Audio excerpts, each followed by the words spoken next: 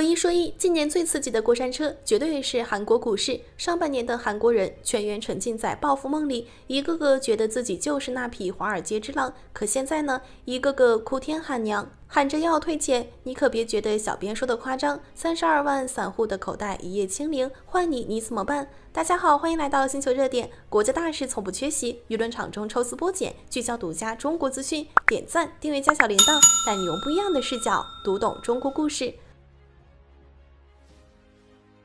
2026年年初，韩国股指还稳稳站在4500点，结果一路狂飙，直接干到9000点大关，巅峰峰值更是冲到9385.59点，直接创下历史新高。之所以涨得这么疯，核心就一个风口 AI 存储芯片，靠着三星、SK 海力士两大巨头，韩国直接拿捏全球高端 HBM 芯片市场，妥妥的 AI 时代最大赢家。市场利好漫天飞，股价天天创新高，韩国人彻底坐不住了，一场举国狂欢的豪赌就此彻底引爆。要知道，整个韩国总人口才5100多万，结果股票证券账户直接干到1亿多个，平均下来每个人手握2个股票账户，这渗透率有多恐怖，不用小编多说了吧？上到60-70岁的退休老人，下到10几岁的未成年学生，中间夹着大批辞职炒股的中年人，全市场没有一个闲人。老年人取出养老金，掏空定期存款，拼了命加杠杆进场；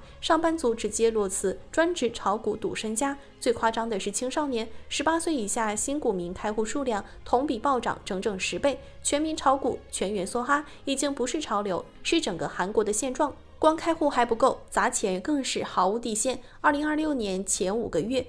韩国散户累计净买入股票高达97.4万亿韩元，折合人民币4246亿元。韩国人将近40%的新增储蓄一分不留，全部砸进股市。自己的存款不够怎么办？借钱也要赌，举债炒股，杠杆梭哈成了韩国散户的标配。就这样，韩国券商融资余额一度飙升至38万亿韩元，尤其是年轻散户胆子大到离谱，足足40%年轻人用上了3倍以上高杠杆。更离谱的是，韩国今年放开了单票杠杆 ETF 限制，原本基金需要分散持仓控风险，改革后可以一键满仓单只股票，风险直接翻倍。这类单一股票杠杆 ETF 巅峰时期成交量占了整个韩股的70%以上，说白了，整个市场全是杠杆赌局，没有半点理性投资可言。所有人都认准了一个死理，三星、SK 海力士就是财富密码，就是韩国国运。只要死梭哈存储芯片，就能稳稳躺赢，财富自由。上半年的行情也确实印证了他们的想法。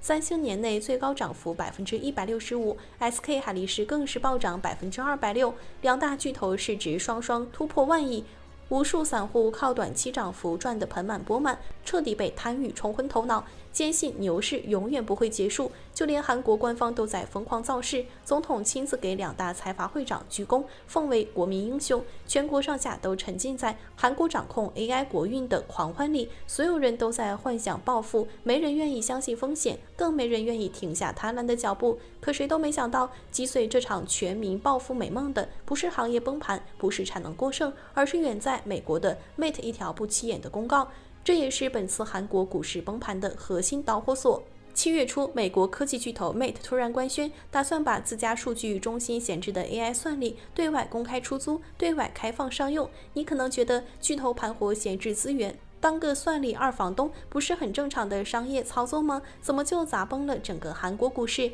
这里面的底层逻辑，绝大多数散户完全没看懂。此前2年，全球 AI 行情的核心炒作逻辑就是算力永久紧缺， AI 无限扩产。市场默认谷歌、Mate、微软等科技巨头会无休止砸钱建数据中心，采购高端 GPU，而搭载 HBM 的存储芯片是刚需中的刚需，三星、SK 海力士自然躺赢稳赚，订单常年爆满。但 Mate 这波操作直接推翻了整个市场的底层叙事，算力不再紧缺，甚至已经出现过剩。巨头们不再疯狂新建算力中心，不再无脑囤芯片，反而开始盘活存量，对外出租套利。这意味着后续 AI 企业、大模型玩家不用再重金采购新硬件，不用再疯狂下单存储芯片，直接租现成算力就能用。一瞬间，市场对 HBM 存储芯片长期供不应求的信仰彻底崩塌。AI 高增长泡沫直接破裂，恐慌情绪瞬间席卷全球，最先崩盘、跌得最惨的，自然就是完全绑定存储芯片赛道的韩国股市。资本市场最残酷的真相就是，当所有人都疯狂进场、一致看多的时候，一丝风吹草动就会引发毁灭性崩盘。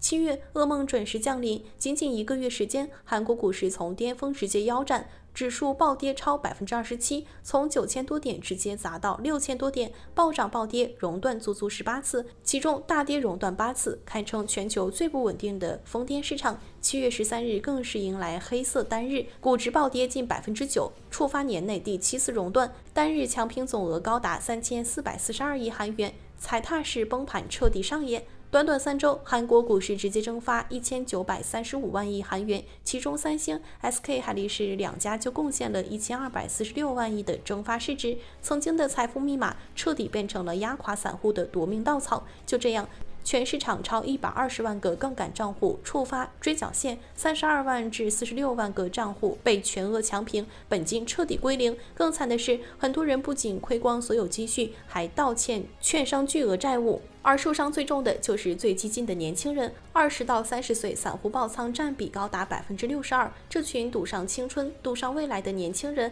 一夜之间从暴富梦沦为负债人。韩国社交平台彻底沦陷，全网哀嚎遍地，有人扛不住亏损压力跳楼轻生，还有人因为被荐股博主忽悠巨亏，直接持刀伤人，整个社会陷入极度恐慌和混乱。这哪里是股市，这分明就是毫无底线的全民赌场，精准收割的绞肉机。韩国人以为自己在赌国运、抓风口，殊不知从他们满仓加杠杆、全员疯狂进场的那一刻，结局就已经注定。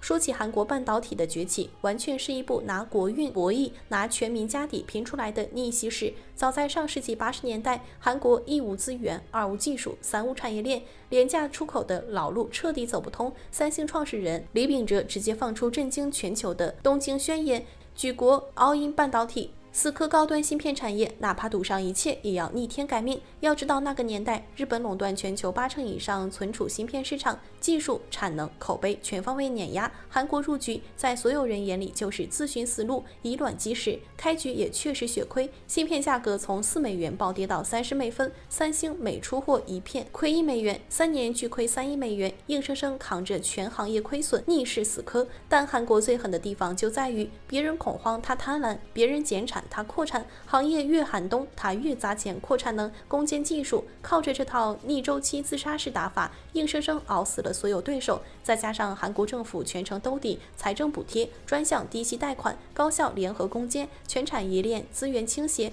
全国上下集中一切力量扶持财阀死磕半导体。1997年亚洲金融危机，韩国经济濒临崩盘，老百姓捐金捐银救国，可三星、现代依旧逆势砸光所有利润扩产，熬过寒冬迎来复苏，韩国直接拿下全球半壁存储江山，彻底干翻日本厂商，终结日本芯片霸权。后续 SK 集团接手濒临破产的现代电子，改名 SK 海力士，重仓冷门 HBM 赛道。10几年不计盈亏，持续砸钱研发，终于在 AI 时代迎来彻底爆发。如今的韩国靠着三星、SK 海力士双雄垄断全球超80%的 HBM 高端存储市场，拿捏英伟达、微软、谷歌所有 AI 巨头的供应链命脉。2026年，三星单季度利润直接超越苹果、英伟达，登顶全球最赚钱企业，甚至官方直言，今年1年利润抵得上过去40年半导体业务总和。看起来是不是举国封神、风光无限？但小编想说，看似赢麻的背后是韩国无法破解的致命死穴。产业是韩国的命脉，却是华尔街的，这也是这场股灾被精准收割的核心真相。大家一定要记住一组关键数据：三星电子外资持股比例长期超50%，SK 海力士外资持股更是高达54%以上。贝莱德、先锋领航等华尔街资本才是这2家韩国顶级财阀的真正大股东。说白了，韩国人辛辛苦苦举国打拼，熬夜攻坚，承担周期风险，最后赚的绝大部分利润，享受的股价红利通通归美国资本所有。这也就完美解释了这次极致收割的全过程。AI 利好满天飞，全球资金扎堆入场，韩国散户疯狂加杠杆，满仓接盘，把股价一路炒到历史最高点。就在全民沉浸在暴富梦里时，华尔街资本高位精准套现，分批跑路。仅2026年上半年，外资从韩国股市净流出就超过1000亿美元，收割完直接离场，毫不留情。外资跑路，股价崩盘，所有暴跌风险，所有亏损代价，全部由韩国本土散户买单。最讽刺的一幕是，韩国本土股市崩盘暴跌，散户批量爆仓清零的同一天 ，SK 海力士在美国上市的 ADR 一夜暴涨27%。什么意思？韩国散户在本土亏掉的血汗钱，转头就在大洋彼岸的美股市场被同一家公司的海外版本反向收割。韩国人的财富从来没有消失，只是变相转移进了华尔街的口袋。小编觉得这场轰轰烈烈的全民牛市，最终一地鸡毛的股灾，也给我们所有人上了一课。真正的国运自强，从来不是靠单一产业赌出来的，更不是靠全民炒股梭哈出来的。如果核心命脉不在自己手里，再繁华的盛世，再亮眼的战绩，终究也只是为他人做嫁衣。好了，今天的内容到这里就结束了。如果你喜欢小编的影片，还请大家多多点赞转发，让更多的人一起见证中国进步。关注我的频道，这样既能回顾往期视频，又不会错过之后的精彩内容。那我们下期节目不见不散。